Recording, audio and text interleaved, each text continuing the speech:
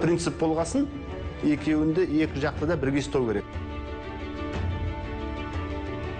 Ешқандай судья шешім қабылдағанда, үкім шығарған кезде заң нормасынан аттап кетпеу керек. Судьялар өте өзінің шешімдеріне ойлап, ертең бұзылып кетпесін деп ойланып жүреді әрқашанда. Бізде Қазақстан Республикасы сотта іс қарау принциптері бекітілген.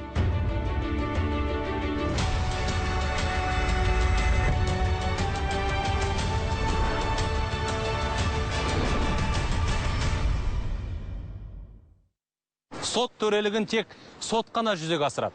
Еліміздің конституциясында осылай деп жазылған. Әрбір азаматтық, қылмыстық және әкімшілік істер заңда көрсетілген қағидаларға сәйкес қаралады. Біз бүгін сот ісін жүргізудің принциптері жайында әңгімелейміз. Эфирде сот төрелігі бағдарламасы. Ассалаумағалейкум. Сот ісін жүргізудің қандай да бір принципі сақталмаған жағдайда не болады? Судьялары сот процесінде нені басшылық қылады және неліктен олардың кейбір шешімдері қоғамдық сын туғызады?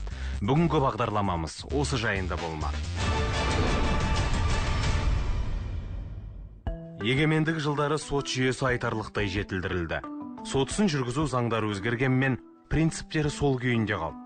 Осы қағидаларды берік ұстану сотқа деген сенімді арттырады дейді судьялар. Ата заңында, қылмыстық істер кодексі, жүргізетін кодексі, тағы басқа заңдарда көрсетілген. Оны міндетті түрде сақтайтын сот өзі болу керек, прокуратура бақылау керек, басқа мемлекеттік органдар осы заңды пайдаланып жатқан, оны сақтау керек. Бүгінгі күнде осы принципті сақтайтын негізгі істерді қараған кезде бұл сот органы болып шығады. Бізде Қазақстан Республикасы сотта іс қарау принциптері бекітілген. Ол сотта іс қарау, соттың алдындағы істерді қарау, қылмыстық істердің тіркелуінен бастап, оны ашу, тергеу, сотқа жіберудің барлығы қазір бізде қалыптасқан. Белгілі бір жүйеміз бар. Әркімнің өз құқықтары мен бостандықтарының сот арқылы қорғалуына құқығы бар. Заң мен сот алдында жұрттың бәрі тең. Судья сот төрелігін іске асыру кезінде тәуелсіз және конституция мен заңға ғана бағынады. Судьялар істі қарауда ата заңымызда айқындалған осы принциптерді басшылыққа алуы тиіс. Ол тәуелсіз дегеніміз, ол тәуелсіз сыртқы күштерден, тараптардан, прокурор болсын, қорғаушының ықпалынан болсын. Сондай іске қатысушылар бар, процеске қатыспаушылар бар, солардың басқа да тұлғалардың тарапынан тәуелсіз. Ешкімге бағынбай, өзінің ішкі дүниесімен парасаттылығын негізге алып отыра, заңға сүйене отыра, өз шешімін қабылдайды.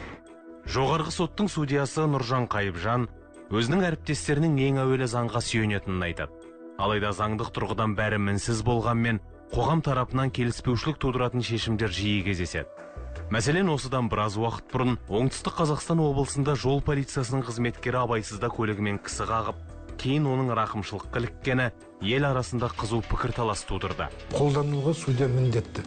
Егер сол жерде судья амнистия нормасын қолданбай жіберсе, онда судья заңсыз шешім шығарады. Бұл жерде судья заңдылықты сақтады, бірақ қоғам тарапынан ол әділетсіз шешім шығарды деген пікір туындады. Көрдіңіз бе?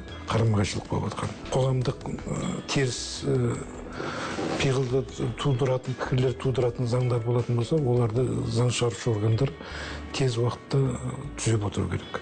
Сот төрелігін жүргізу тәжірибесінде бір қарағанда заңсыз деп тоқетерін айтып, шешім шығаруға жататын істер болады. Бірақ асықпаған жөн. Жоғарғы соттың судьясы Нұржан Қайыпжан көршілер арасындағы 2 метр жер теліміне қатысты дауды мысалға келтірді. 20-30 жыл бойы қоңсы қоныстанған олардың біреуі спутник арқылы тексергенде менің учаскемнің 2 метрі көршімнің ауласына кіріп кеткен. Соны қайтарып аламын деп арызданады.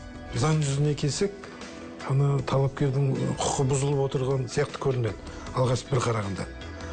Ал оған тереңдеп үңіліп қарасаңыз, ол жерде оның құқы бұзылып отқан жоқ. Оның сол 6 соттық жері бар.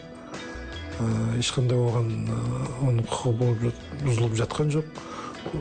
Тарихи шекараны өзгертуге негіз жоқ деп сондай шешімдер қабылданды. Ұзақ жылдар бойы Ақмола облыстық азаматтық істер төралқасының төрағасы, кейін жоғарғы соттың судьясы қызметін атқарған Бағдат Ахметов өмірлік тәжірибесімен бөлісуден жалықпайды.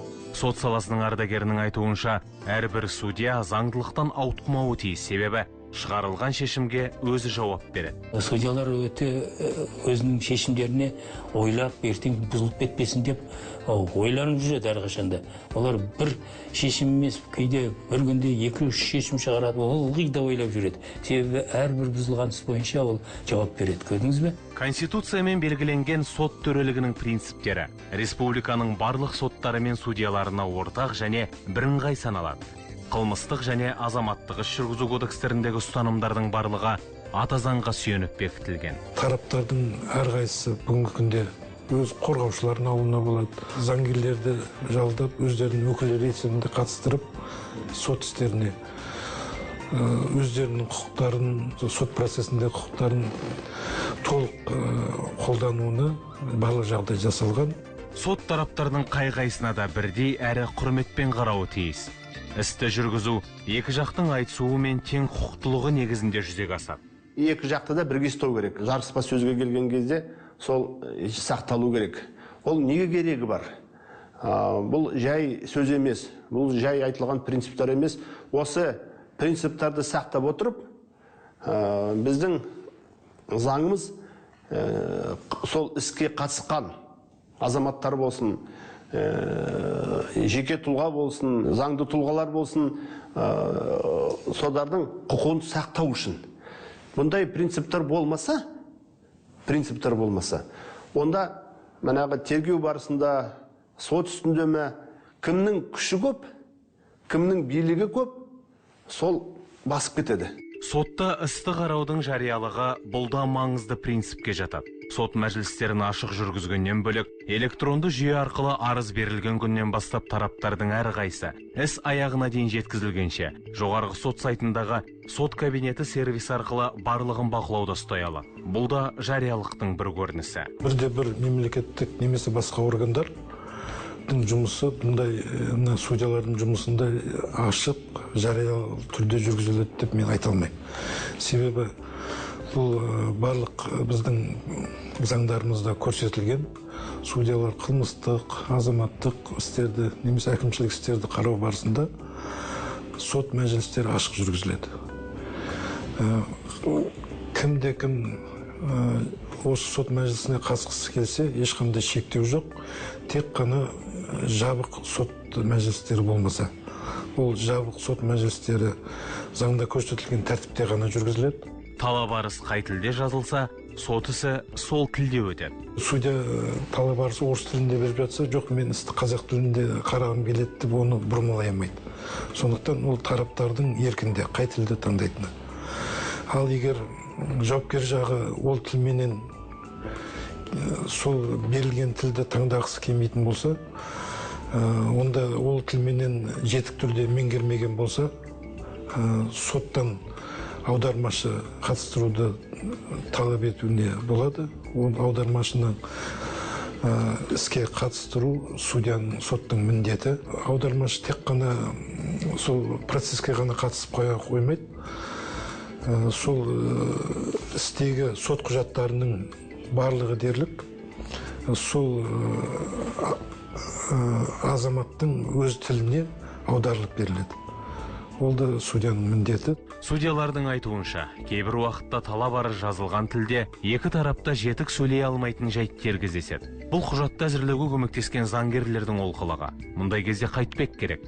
Мәселен, азаматтық іс жүргізу кодексінің жаңа жобасында істі сот талқылауына дайындау сатысында тараптардың келісілген жазбаша өтініші бойынша сот ісін жүргізу тілін сот ұйғарымымен өзгертуге құқылы делінген. Біз бүгін сот ісін жүргізудің бірқатар принциптері жайында баяндадық. Бұдан бөлек жеке өмірге, меншікке қол сұғылмаушылық, білікті заң көмегін алу, сот актілерінің міндеттілігі секілді көптеген қағидалары бар.